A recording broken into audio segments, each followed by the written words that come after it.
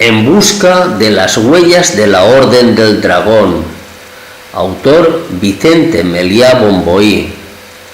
La lonja de la seda de la ciudad de Valencia.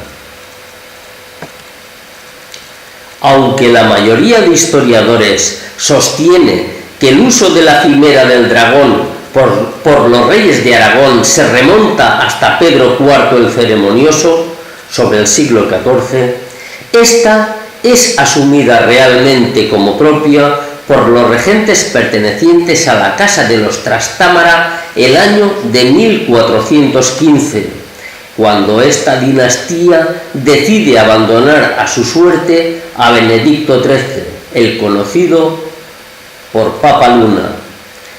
Fue entonces cuando la divisa del dragón se transforma en una gratificación por parte del emperador Segismundo a su colaboración, a su traición. El momento en que el emperador Segismundo entrega su divisa de la Orden del Dragón a Fernando I será descrito por el cronista del Reino de Aragón, Jerónimo Zurita y Castro,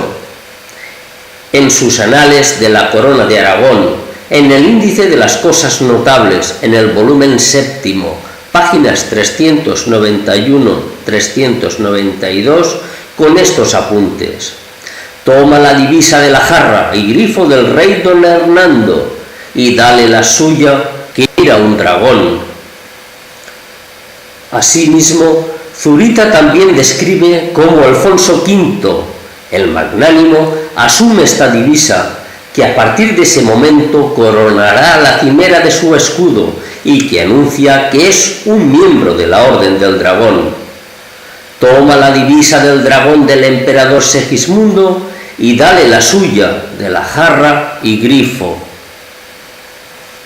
Por tanto, la cimera del dragón que mantienen los reyes de Aragón, Fernando I de Antequera, Alfonso V el Magnánimo, su hermano Juan II el Grande, así como el hijo de este, Fernando II el Católico, no tienen nada que ver con la cimera de Pedro IV, pues esta, la de los Trastámara, está relacionada con la liga de la Orden del Dragón del emperador del Sacro Imperio Romano Germánico, Segismundo de Hungría, y es el premio recibido a cambio de mandar al desierto a Benedicto XIII, es decir, es el premio a cambio de la traición al Papa Luna. Es interesante destacar que en España existen varias huellas artísticas creadas por la influencia de la Orden del Dragón. Una de ellas es la Fuente del Jardín del Papa Luna,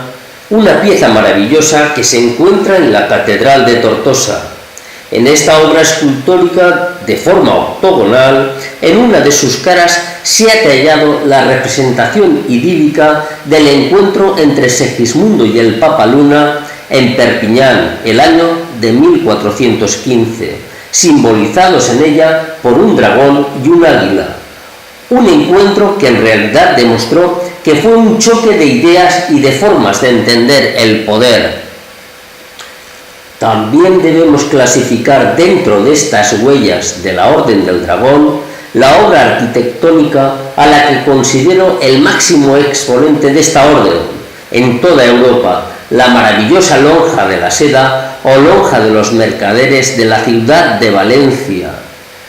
construida bajo la regencia de Fernando II el Católico entre 1482 y 1548, de la que vemos en este vídeo bellas imágenes. En ella,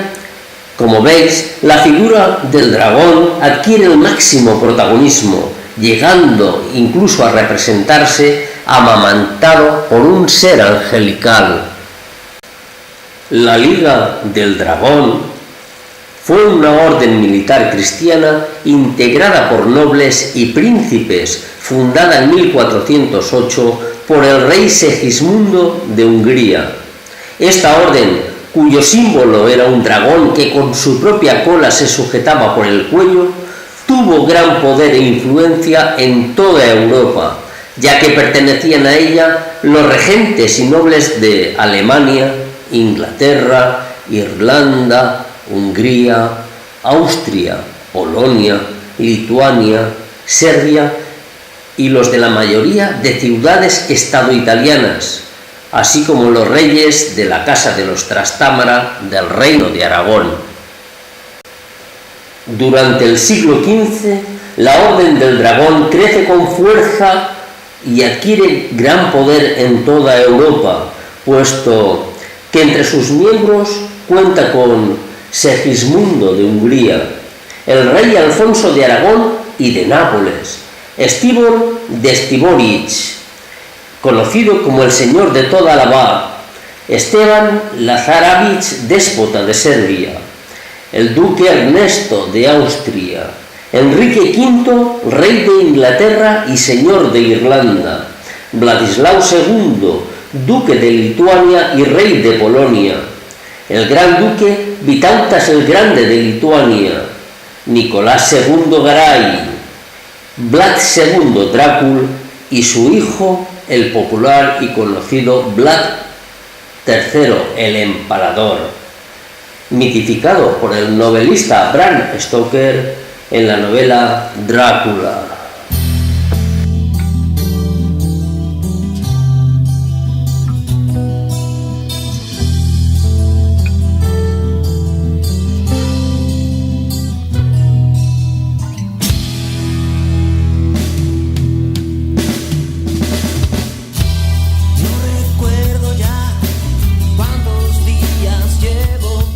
Cabalgando en estas áridas tierras, perdido en su inmensidad.